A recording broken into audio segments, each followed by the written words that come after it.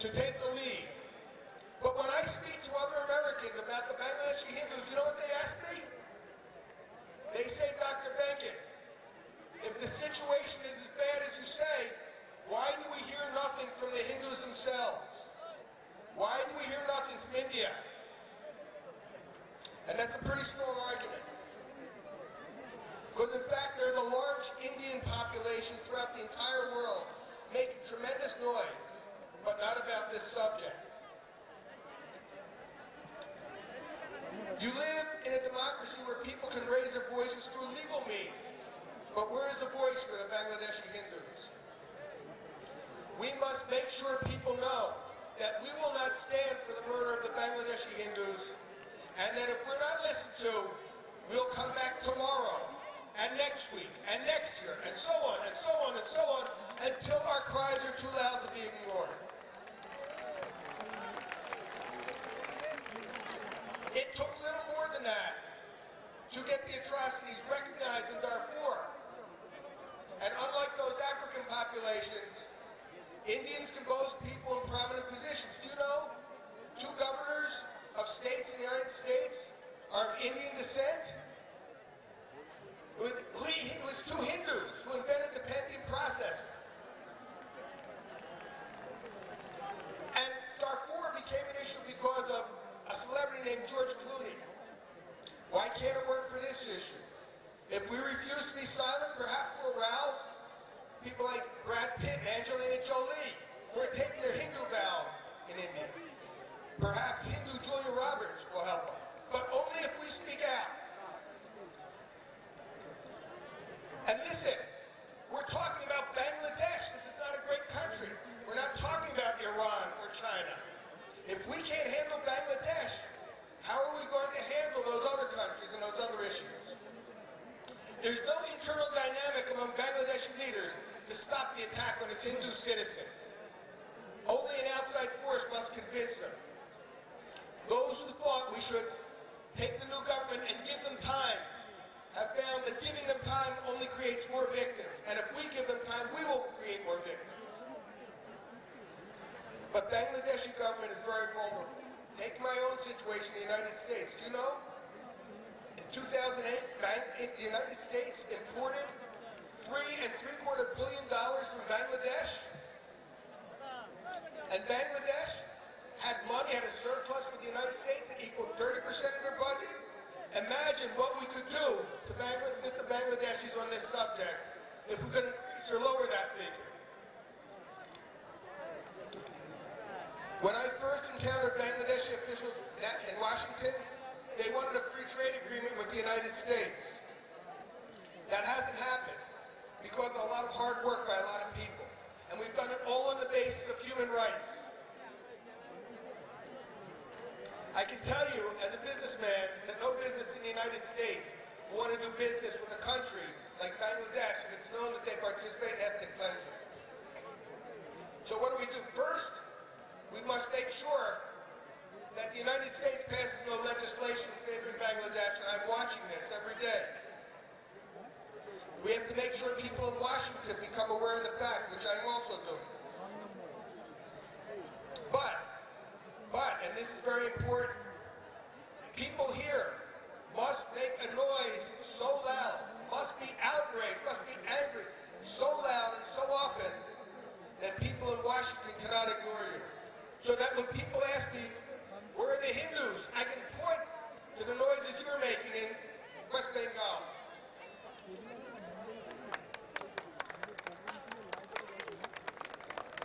Bangladesh is very heavily invested in considering itself a moderate Muslim country. We know that Bangladeshis are traditionally that, but we also know that in the last few decades, Bangladesh has come under the thumb more progressively of radical jihadis. How can they convince Americans that they're moderate and wage jihad against their Hindu citizens? Again, that will not come by itself, but only if you make a loud noise so we hear it in Washington. Now, I want to ask you something. Do you know what two nations contribute the greatest number of peacekeeping troops? What two nations' economies are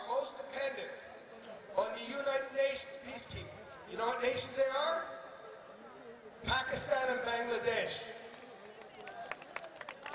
The countries have both more than 10,000 people that are getting paychecks from the United Nations. India, for instance, only has 8,800. The United States only 86. In fact, the threat of losing these receipts is the real reason behind the coup in Bangladesh in 2007. There's no reason why we cannot challenge the United Nations on their support of ethnic cleansing of Hindus. There's no reason we can't mount an effort for our nation's leaders to have the United Nations decertify this ethnic cleanser. These are just a few examples of what we can do. Bangladeshi exports to Australia, where my friend and colleague lives, jumped 176% between 2007 and 2008. Australia is another area. Bangladeshi imports in India are expected to reach $1 billion this year. Why can't India do something with that? Also, there's a new human rights organization. Its name is Forcefield. Remember the name, Forcefield. Its entire board of directors is up here today to stand with you and with the Hindus. We may not have the financial resources, the monies of an Amnesty International, but what we have is passion for the causes we take on. And we have something else that others do not. We have a formal commitment to fight for the Bangladeshi Hindus and end the atrocities against them. We can't do it alone. We need your help. So join us. As I noted, the first step in achieving all of this is to shine that light, that disinfecting light on this. And there are things we can both do.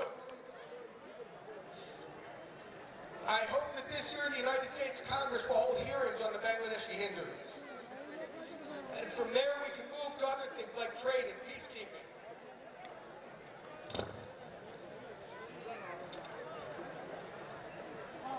You can mount a similar effort here. But I propose today to our host, to Hindu Samhati, that we join forces, that we develop a task force together, Hindu Samhati and Forcefield, Tapan Ghosh and Richard Benkin, dedicated to one thing, to saving the Hindus of Bangladesh.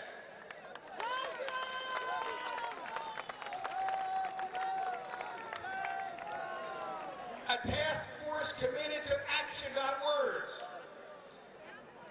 to events, not efforts, to results, not efforts, and to organizing every one of you into a great movement to save the Hindus of Bangladesh. It's way past time that the world hears some collective and loud Indian Hindu outrage at what's being done to our brothers and sisters in Bangladesh. You live in the world's largest democracy where you enjoy the freedoms to express yourself. I think sometimes people are stopped by their fear, and we need to push that aside.